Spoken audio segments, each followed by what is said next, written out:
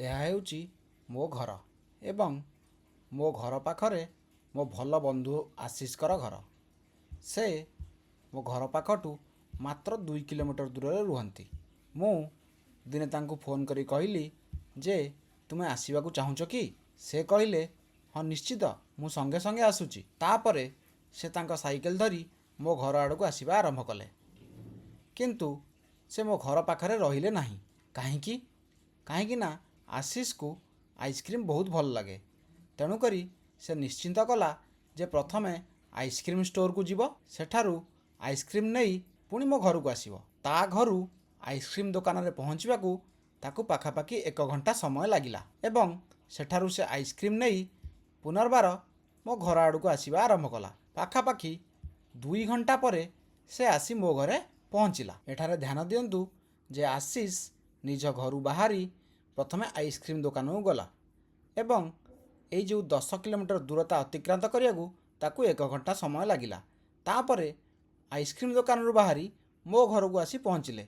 ଏଇ 10 କିଲୋମିଟର ତା ଘରୁ ଆଇସ୍କ୍ରିମ୍ ଦୋକାନ ଏବଂ ପୁନର୍ବାର ଆଇସ୍କ୍ରିମ୍ ଦୋକାନରୁ ମୋ ଘର 8 କିଲୋମିଟର, ସମୁଦାୟ 18 କିଲୋମିଟରକୁ ତାକୁ 2 ଘଣ୍ଟା ସମୟ ଲାଗିଲା। ଏହି ଭିଡ଼ିଓରେ ଆମେ ତର୍ଜମା କରିବା ଯେ ଆଶିଷ କେତେ ଜୋରରେ ଗତି କରୁଥିଲା। ଏହି ପ୍ରଶ୍ନର ଉତ୍ତର ଦେବା ପାଇଁ 2ଟି ବାଟ ଅଛି। ଗୋଟିଏ ବାଟ ହେଉଛି ଯେ ଆମେ ଆଶିଷର ବେଗ ବିଷୟରେ କଥା ହେବା। ତୁମେମାନେ ଜାଣିଛ ଯେ ବେଗ ହେଉଛି ଏକକ ସମୟ ଅନ୍ତରାଳରେ ଅତିକ୍ରମ କରୁଥିବା ଦୂରତା। ଏକକ ସମୟ ମାନେ ହେଉଛି ଯେ ସେ 1 ଘଣ୍ଟାରେ କେତେ ଦୂରତା ଅତିକ୍ରାନ୍ତ କଲା, କିମ୍ବା 1 ମିନିଟରେ କେତେ ଦୂରତା ଅତିକ୍ରାନ୍ତ କଲା, କିମ୍ବା 1 ସେକେଣ୍ଡରେ କେତେ ଦୂରତା ଅତିକ୍ରାନ୍ତ କଲା। ଚାଲନ୍ତୁ ଆଶିଷର ପୁରା ଯାତ୍ରାର ବେଗ ନିରୂପଣ କରିବା। ତ ଆଶିଷ କେତେ ଦୂରତା ଅତିକ୍ରାନ୍ତ କରିଛି? କାରଣ ବେଗ ନିରୂପଣ କରିବାକୁ ହେଲେ ଆମକୁ ପ୍ରଥମେ ଦୂରତା ଜାଣିବାକୁ ପଡ଼ିବ। ତ ଆଶିଷ ତା ଘରୁ ବାହାରି ଆଇସ୍କ୍ରିମ୍ ଦୋକାନକୁ ଗଲା, ଯାହାକି ତା ଘରଠୁ 10 କିଲୋମିଟର। ସେଠାରୁ ଆଇସ୍କ୍ରିମ୍ ଦୋକାନରୁ ବାହାରି ମୋ ଘରକୁ ଆସିଲା, ଯାହାକି ହେଉଛି 8 କିଲୋମିଟର। ତେଣୁକରି ସମ୍ପୂର୍ଣ୍ଣ ଦୂରତା ହେଉଛି 18 କିଲୋମିଟର, ଯାହାକୁ ମୁଁ D = 18 କିଲୋମିଟର ଦର୍ଶାଇଛି। ଡି କାହିଁକି? କାହିଁକି ନା ଦୂରତାର ଇଂରାଜୀ ହେଉଛି ଡିଷ୍ଟାନ୍ସ, ତେଣୁକରି ଦୂରତାକୁ ମୁଁ ଡିରେ ଦେଖାଇଛି। ତେବେ ଏହି ସମ୍ପୂର୍ଣ୍ଣ ଯାତ୍ରା ପାଇଁ ତାକୁ କେତେ ସମୟ ଲାଗିଲା? ଏହି ସମ୍ପୂର୍ଣ୍ଣ ଯାତ୍ରା ପାଇଁ ତାକୁ 2 ଘଣ୍ଟା ସମୟ ଲାଗିଲା।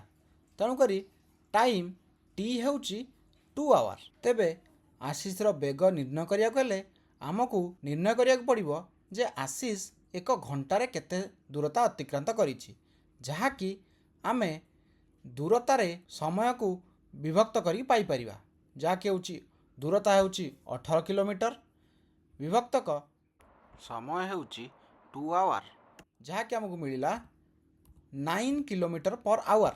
ବର୍ତ୍ତମାନ ତୁମମାନଙ୍କ ମଧ୍ୟରୁ କିଛି କହିବେ ଯେ ଆଶିଷ ପ୍ରତି ଘଣ୍ଟାରେ 9 କିଲୋମିଟର ଦୂରତା ଅତିକ୍ରାନ୍ତ କରୁଥିଲା। କିନ୍ତୁ ଆଶିଷ କ'ଣ ସତରେ ପ୍ରତି ଘଣ୍ଟାରେ 9 କିଲୋମିଟର ଦୂରତା ଅତିକ୍ରାନ୍ତ କରୁଥିଲା?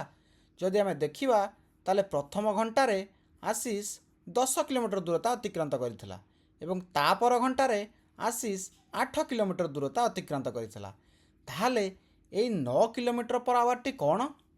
ଏହି 9 କିଲୋମିଟର ପର ଆୱାରଟି ହେଉଛି ଆଶିଷର ହାରାହାରି ବେଗ। ତେବେ ଏହି ହାରାହାରି ବେଗଟି କ'ଣ? ଏଠାରେ ଧ୍ୟାନ ଦିଅନ୍ତୁ ଯେ ସେ ପ୍ରଥମ ଘଣ୍ଟାରେ 10 କିଲୋମିଟର ଅତିକ୍ରାନ୍ତ କରିଥିଲା, ମାନେ ସେ ଜୋରରେ ଗତି କରୁଥିଲା, ଏବଂ ତାପର ଘଣ୍ଟାରେ ସେ 8 କିଲୋମିଟର ଦୂରତା ଅତିକ୍ରାନ୍ତ କରିଛି। ତାମାନେ ପ୍ରଥମ ଘଣ୍ଟା ଅପେକ୍ଷା ତାର ବେଗ କମ୍ ଥିଲା। କିନ୍ତୁ ଆମେ ଏଠାରେ କ'ଣ କଲେ? ଆମେ ଏଠାରେ 2 ଘଣ୍ଟାରେ ବେଗ ନିର୍ଣ୍ଣୟ କଲେ। ତେଣୁକରି ଆମେ ଯେତେବେଳେ ଏଭଳି କରନ୍ତି ଯେ ସମ୍ପୂର୍ଣ୍ଣ 2 ଘଣ୍ଟାରେ ତାର ବେଗ ନିରୂପଣ କଲେ ବା 18 କିଲୋମିଟର ବାଇ 2 ଆୱାର କଲେ, ସେତେବେଳେ ଆମେ କ'ଣ ନିର୍ଣ୍ଣୟ କଲେ? ଆମେ ହାରାହାରି ବେଗ ନିର୍ଣ୍ଣୟ କଲେ। ମାନେ ଆମେ ଧରିନେଲେ ଯେ ସେ ସମବେଗରେ ଯାଉଛି। ଏଭଳି ଯେଉଁ ବେଗ ଆମେ ନିର୍ଣ୍ଣୟ କରୁ ତାହାକୁ ଆମେ ହାରାହାରି ବେଗ କହିଥାଉ। ଏହା ଠିକ୍ ସେହିପରି ଯେମିତି ଆମେ ସ୍କୁଲରେ ହାରାହାରି ମାର୍କ ନିର୍ଣ୍ଣୟ କରିଥାଉ। ଯେମିତିକି ଧରିନିଅ, ଯେମିତିକି ତୁମ ସାଙ୍ଗ ବିଜ୍ଞାନରେ 10ରୁ 10 ନମ୍ବର ରଖିଛି ଏବଂ ତୁମେ 10ରୁ 8 ନମ୍ବର ରଖିଛ, ତେବେ ତୁମ ଦୁହିଁଙ୍କର ହାରାହାରି ମାର୍କ କେତେ? ତାହା ହେବ 10 + 8 ବିଭକ୍ତକ 2, ଯାହାକି ହେଉଛି 9 ମାର୍କ। ତୁମମାନଙ୍କ ମଧ୍ୟରୁ କେହି ବି 9 ମାର୍କ ରଖିନାହିଁ। ତାହେଲେ 9 ହେଉଛି କ'ଣ? 9 ହେଉଛି ହାରାହାରି ମାର୍କ। ଏଠାରେ ଯଦି ଆମେ ଦେଖିବା ତାହେଲେ ହାରାହାରି ବେଗ ନିର୍ଣ୍ଣୟ କରିବା ପାଇଁ आमे 18 किलोमीटर जहाँकि होची संपूर्ण दूरता बाय 2 आवर करिसंती 2 आवर होची संपूर्ण समय बा मोट समय।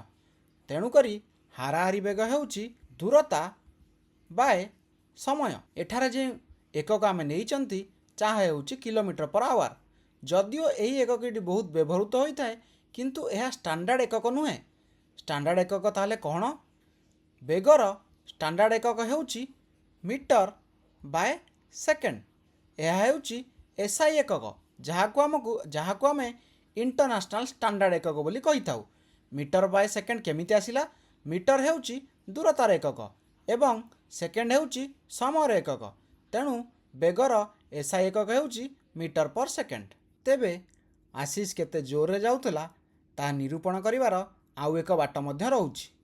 ताहा हेउची आमे परिवेग निर्णय करिबा। बेग एवं परिवेग समान नुहंती, तांको मध्यरे टिके अंतर रहिछि। तेबे परिवेग हेउची एकक समय अंतराल रे वस्तुर अवस्थिति रे होउथिबा परिवर्तन। परिवेग निर्णय कला बेले आमे वस्तुर अवस्थिति रे होउथिबा परिवर्तन उपरे ध्यान दिथाउ। तेबे आशीष रो अवस्थिति रे केते परिवर्तन होइछि? प्रथमे आशीष ता घरे थिला एवं 2 घंटा परे से अंतिम रे आसी मो घर पाखरे पहुंचीछि। तेणुकरी तार प्रारंभिक अवस्थिति होउछि तांको निज घर एवं अंतिम अवस्थिति होउछि मो घर। तेणुकरी तार अवस्थिति रे मोट 2 किलोमीटर रो परिवर्तन घटिछि। जदिओ से संपूर्ण 18 किलोमीटर दूरता अतिक्रांत करिछि किंतु तार अवस्थिति रे मात्र 2 किलोमीटर रो परिवर्तन घटिछि। एवं परिवेग निर्णय कला बेले आमे केवल एया देखंती जे वस्तुर एकक समय रे अवस्थिति रे केते परिवर्तन होइछि। तो एठारे अवस्थिति रे परिवर्तन बा विस्थापन हेउछि 2 किलोमीटर डाहाणकू। देखंतु विस्थापन लेखिला बेले आमको विस्थापन दिग मध्य लेखियाकू पड़े।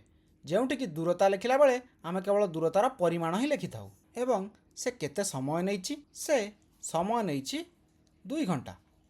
तो वर्तमान परिवेग निर्णय करिवाकू आमको एतिक निर्णय करिया पड़िबो जे आशीष 1 घंटा रे केते विस्थापन करिछि। तो परिवेग हेउछि 2 किलोमीटर बाय 2 आवर जहाँकि हेउछि 1 किलोमीटर पर आवर। एठारे हमको दिग मध्य लेखिया पड़िबो जहाँकि हेउछि डाहाणकू। एठारे हम भाई पारंती जे प्रति घंटा रे तार अवस्थिति रे 1 किलोमीटर परिवर्तन हेउछि किंतु सेमिति हेउ नाही। बेग परी एठारे मध्य आशीष रो अवस्थिति रे प्रति घंटा रे 1 किलोमीटर परिवर्तन हेउ नाही।